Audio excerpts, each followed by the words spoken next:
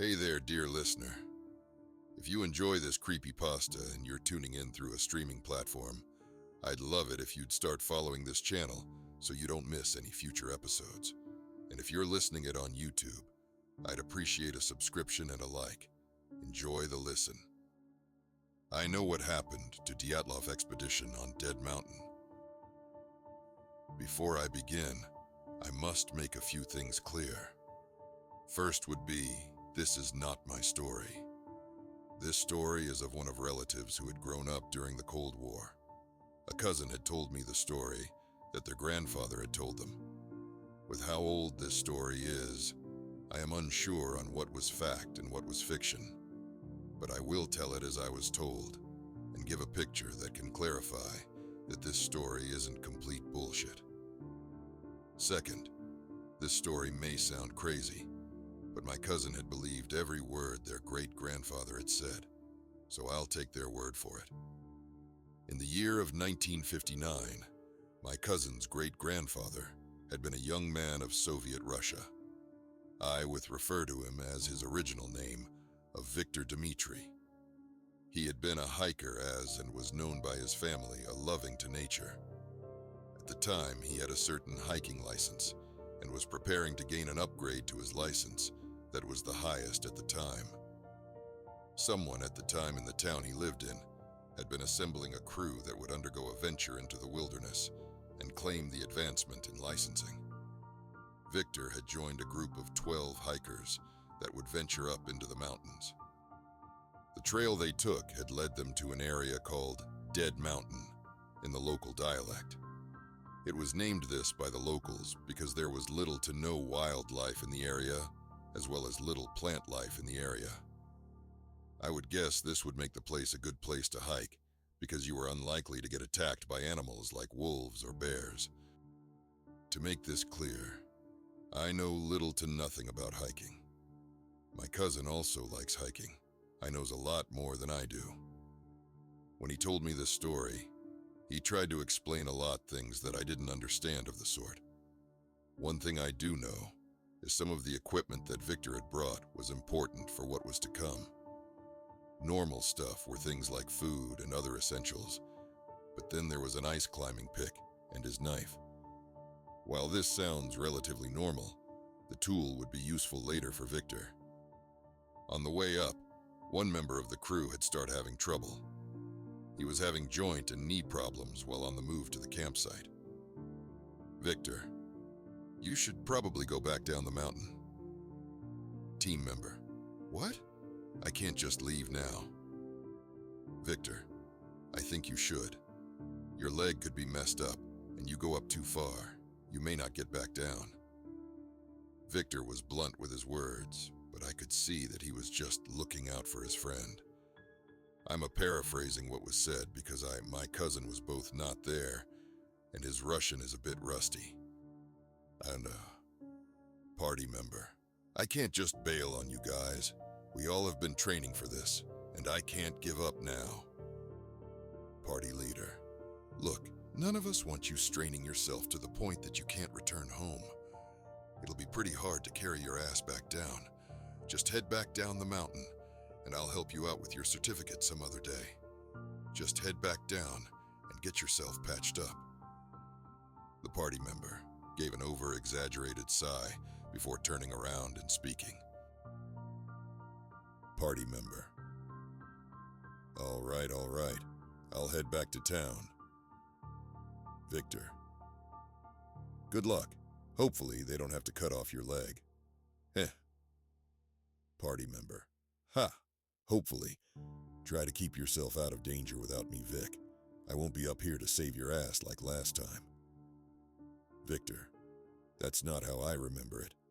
See you on when we get back. The party member had left the group alone and had ventured back down the mountain.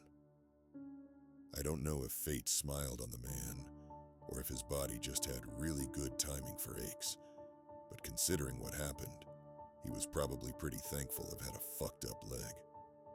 Sometime after the man had departed, the group had made their way to a certain pass on Dead Mountain. The group set up their camp and had began to party. Most, if not all, the group were in college, so from Victor's own admission, they celebrated their trip so far.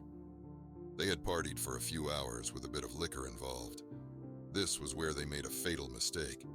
The noise they had made was something they should have kept to the minimum.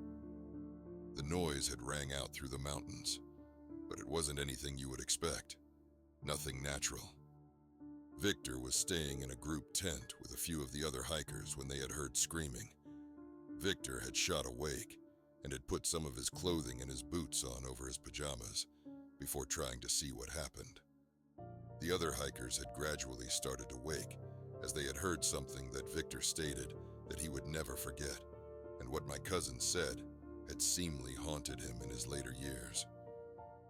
The sound had sounded like a roar or howl you would expect from a demon. Loud, booming, monstrous. Everyone had shuddered and looked back towards each other. They hesitated, going outside while Victor had crawled forward to see what had happened. From what I was told, Victor was always described as adventurous and brave. And for what I heard from what happened in this story, this man had balls of steel. Victor had started to unzip the tent before hearing the sounds of snow crunching outside the tent. He had hesitated before unzipping the tent completely. His hesitation probably gave a few more seconds for himself and his group, but seemingly dooming another soul. One of the other campers had burst into the half-unzipped tent, head and arm first. He was panicking and trying to get inside frantically. Victor had tried to grab him and help him inside before the man had suddenly jerked back, then pulled from the tent. A few seconds after the man had been pulled away from the tent, a large claw had reached into the tent. Victor had fallen backwards after the man was dragged out, so he was out of the way of the claw reaching in. The claw had a black, muddy appearance with white fur that followed the claw from the forearm. Victor crawled away further out of the claw's reach. Victor had stated to my cousin that when he had saw the claw, he had been more afraid of what he had seen next than anything in his entire life. The scariest thing to him at that point was the thought of the potential conflict between the U.S. and the Union, the potential war that could happen, the stories that his own parents had told him about, his own father, from his stories from the last Great War.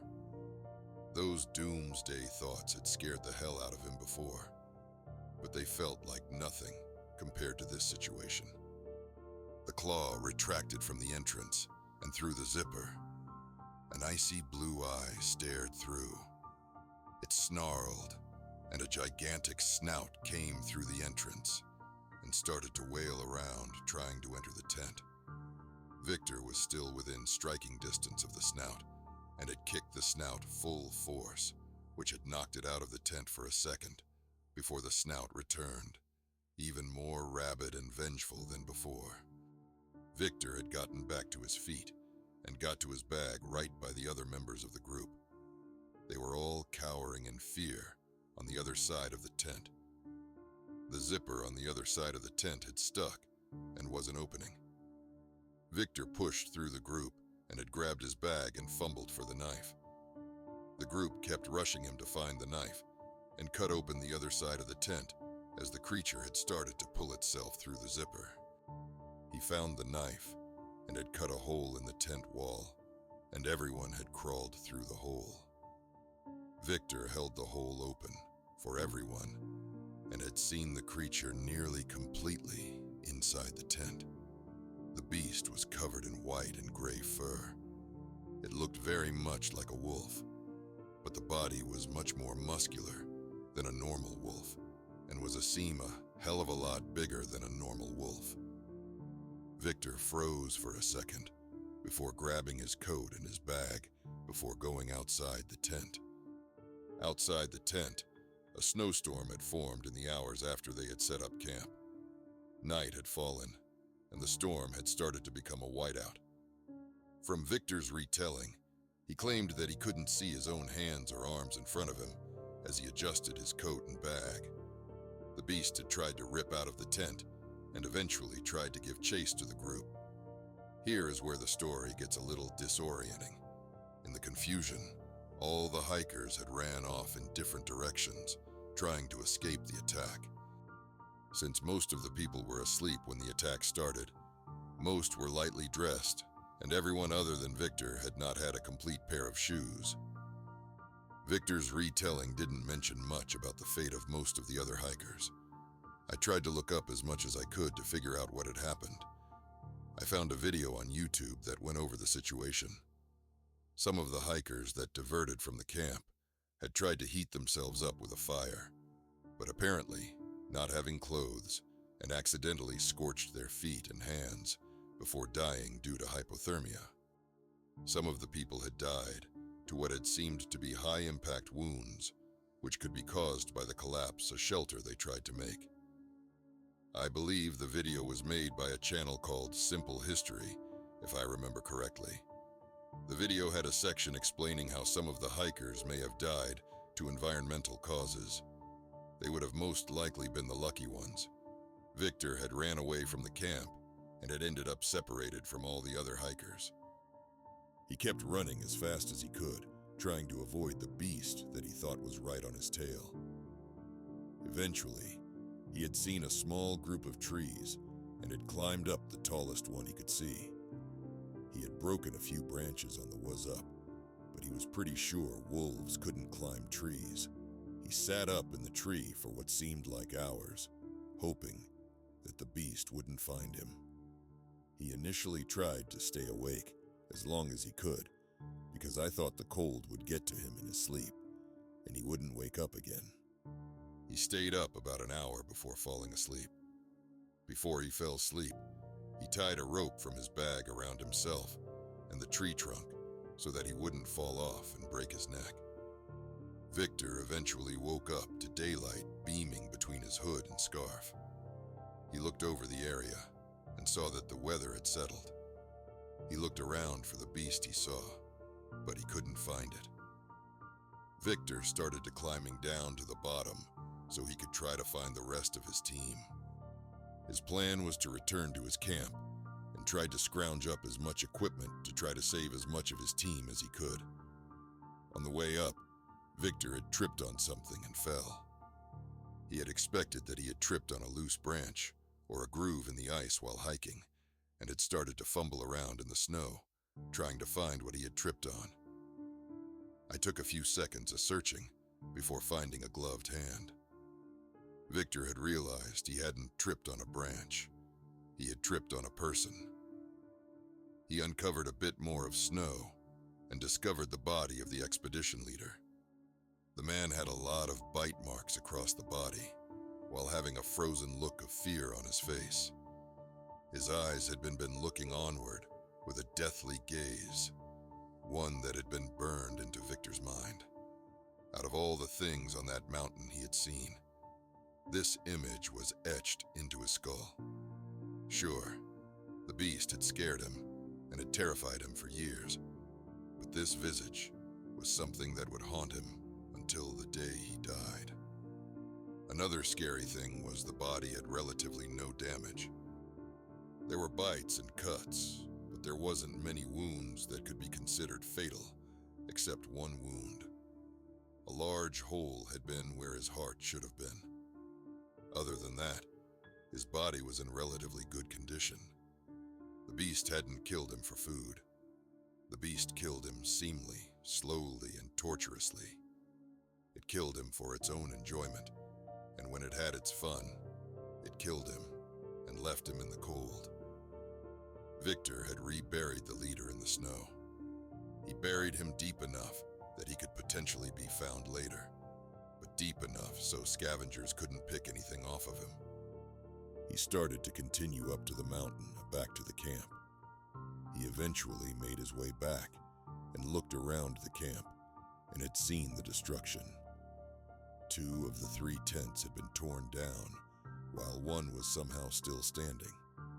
There was various footsteps, but all of them looked human, except one trail that looked very wolf-like, except the prints were massive. Victor described it as he could probably fit his whole head in the print, and there would still be room in the print. He had explored around the camp a bit more, finding different supplies scattered around the camp before he found a blood stain on the ground. The blood was slightly illuminant, and as he put his hand toward it, he felt a somewhat warm sensation. This interested Victor a slight bit, but he also found his ice climbing pick. The pick had some of the blood on it, as well as a small chunk of flesh and fur on the ground. Victor had apparently had a bit of excitement. Well, it can bleed. The beast is mortal. Victor had grabbed the pick and had noticed the blood on the blade had also emitted heat as well. While Victor had still been afraid of the beast, this knowledge was something that made him hopeful. He realized that if the beast was still hunting him, he could drive it away and maybe even kill it. He realized he was getting ahead of himself and knew he had to take things one step at a time. He had to find a way to escape the mountain. He had realized an erratic pattern of footsteps by the blood-stained snow. It had started leading away from the camp, and the larger footsteps hadn't followed it. Victor thought that maybe the beast had been disoriented from being struck, and whoever stabbed it slipped away, made a mental note that the blood trail in the snow, and continued to search main camp. Victor spent a couple of hours salvaging as much as he could, including a medical kit, before he had went back to find the blood trail from the hike toward the camp. He retracted his steps before finding the blood stains and had seen two trails. The first was a lighter trail of blood that had looked like normal red blood had led away from the original campsite. The second trail was a darker shade of red and initially followed the other trail before turning and heading into the directly to where the expedition leader had been. The blood seemed to belong to the beast and shown that he had attacked someone who was armed before being injured. After being attacked, it was out for blood, but saw the expedition leader and had taken the chance for some easy prey. This beast was not only smart, but malicious. Victor decided to follow the trail that was more human instead of the trail of the beast. He followed the trail into a small opening in the stone wall of the mountain. The gap was big enough for Victor to squeeze through. He saw some blood on the stone and thought the other survivor was in the hiding inside. Victor started to slip through and spent a few minutes sliding into the cave. He made it inside the cave and had decided to light a match he had in his pocket. The match illuminated the room and an object coming at him. Victor had stepped backwards and dropped the match, which illuminated the room as he saw the survivor. She had been cut up with a tourniquet on her leg. She had relatively no clothing except a lighter layer of clothing and was without shoes. Her stance was shaky and her skin was pale. Victor held out his hands to block any more attacks before she had stopped and stared him down, a metal shovel in hand. "Stay your hand. It's me, Victor. I'm human." The woman stared for a second before she had dropped the shovel. She had burst into tears and hugged Victor. Victor had recognized her as one of his classmates, Alexandra. She had been friends, Victor, but she was more friendly with another member of the group. Alexandra. "I am so sorry. I thought that thing had found a way into the cave. It killed Dyatlov." Victor. I'm sorry, but we should be safe here." Victor had let Alexandra go before he had started to light the cave. He had given Alexandra some clothing he had found at the camp and some of the food. "My cousin always exaggerates what happened in the cave at the time, so I am not going to get too far into it. From what was consistent, for however much time it passes between the initial attack to when the eventual rescue would arrive, Victor would occasionally go out to try to find the other hikers or whatever was left of them. Most of the time, the ventures were during the day, unless the two had gotten desperate. But the last encounter had scarred Victor. Victor had been outside trying to find one of the other hikers. He hadn't noticed that the sun was going down and that the light was fading. Victor was too fixed on searching that he had wandered a bit too far off his intended trail before he had noticed the fading light and rising darkness. Victor had started to run back to the cave before he had noticed it. The beast had stood on a perch, staring toward Victor with its cold, dead eyes. Victor's heart sank before he had burst into a full-on sprint and ran faster and faster toward the cave.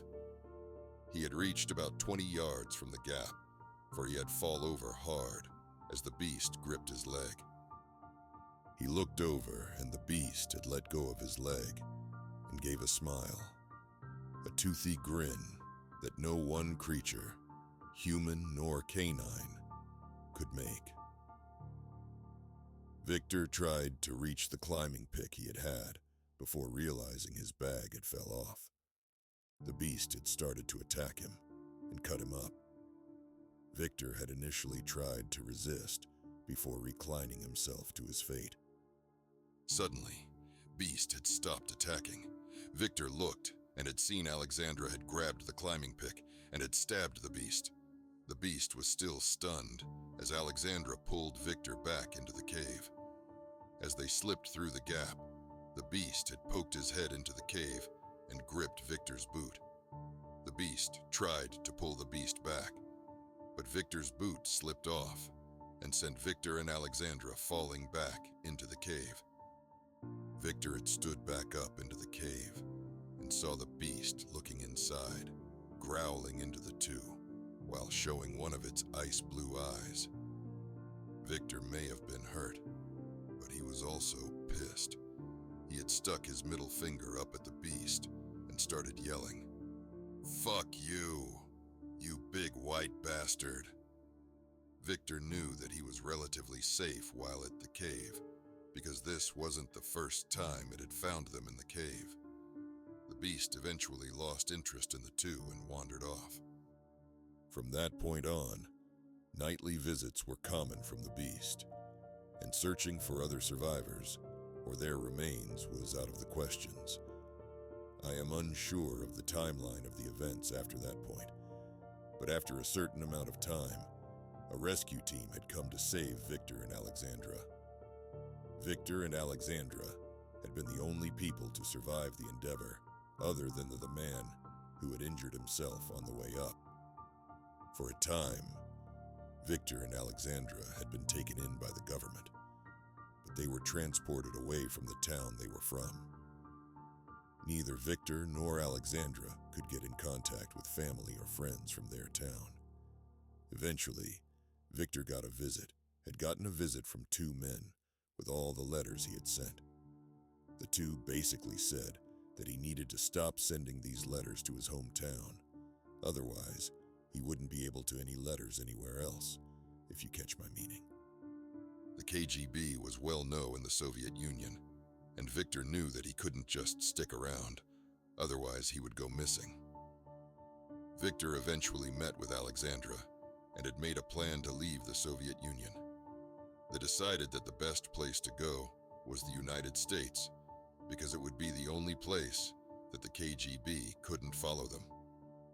They essentially skipped town and found their way to the United States. Victor and Alexandra eventually settled down together and had become citizens of the United States. The irony of the situation is not lost on me. Victor decided to tell this story was because the information the Soviet Union had eventually released was diluted. The report said that there was only 10 hikers with 9 dead. There was also a statement that there was no alcohol with the group other than medicinal items. The reports made no mention of Victor or Alexandra. It was also mentioned that the investigators measure radiation from the clothing of the hikers. Victor remembered that the blood was slightly luminescent, as well as that it emitted heat. This raised a question. Was the beast itself radioactive? This raised another question. Was the beast man-made? What worries me about this story is this. Why would the Soviets make a beast like this? And what did they plan to do with it? But most of all, are these beasts still being developed?